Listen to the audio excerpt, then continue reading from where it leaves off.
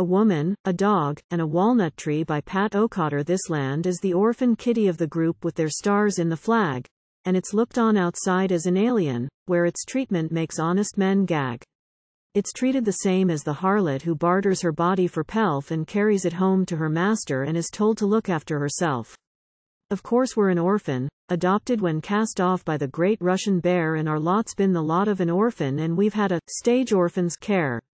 Our coal land was grabbed by our uncle, our copper and fur by the Jews, while another gang took all our salmon and corrupted our natives with booze.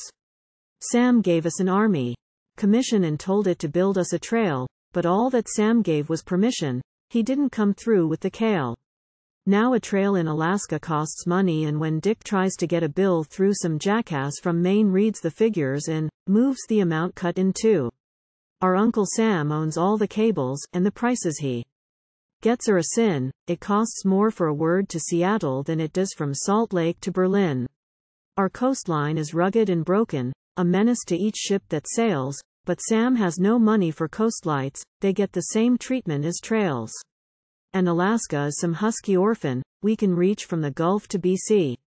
We could stand with one foot in Kansas while the other was washed by the sea.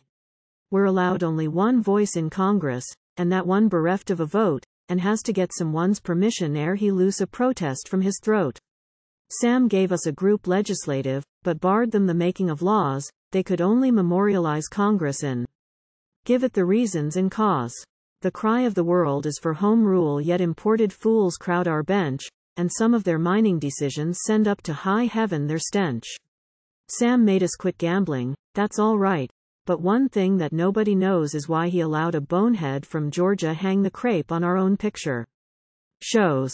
We're all hedged about with restrictions, and, Sam, won't you and us confide why some of your damn fool ideas are not tried out on someone outside? This land's not the land of the weakling, and the men up here know what we need, and we're sick of your bunch from the outside whose only incentive is greed. We've stood for Pincho's conservation, and we've stood for your carpetbag horde who have grabbed off the jobs in Alaska as a sort of political reward.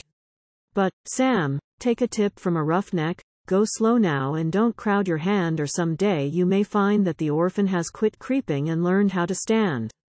Don't make us the goat for the theories advanced by some government cog, and don't use this land as a station for trying things out on the dog. We gaze o'er the line of the Yukon as we're watching our neighbors at play, and we wonder why our Uncle Sammy don't treat his Alaskans that way. We look at their broad graded highways and then at our own half blazed trails, and, Sam, it comes damned nigh to envy when we think of their thrice-a-week mails. They don't know the word conservation, their resources, all theirs to use, and when they ask their uncle to help them, their uncle don't often refuse.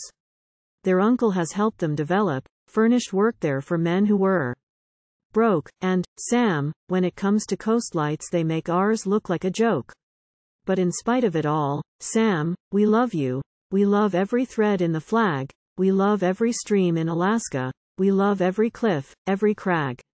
We're not like the woman or dog, Sam, and we're not like the walnut tree, 'cause we want to be loved in return, Sam, and, Sam, you are blind, or you'd see. Old English proverb. A woman, a dog, and a walnut tree, the more you beat them the better they'll be.